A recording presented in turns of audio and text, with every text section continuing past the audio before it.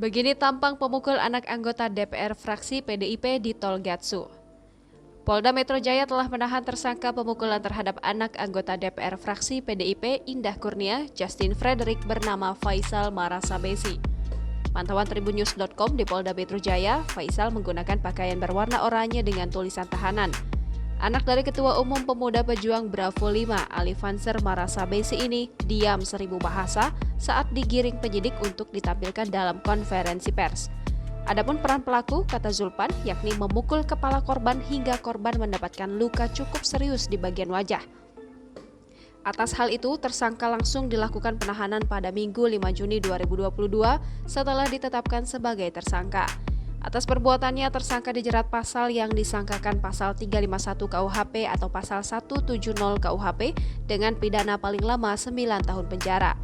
Untuk informasi, kasus pemukulan terhadap Justin Frederick di tol dalam kota Gatot Subroto, Jakarta Selatan viral di media sosial pada Sabtu 4 Juni 2022. Jangan lupa subscribe, share, komen, dan like ya!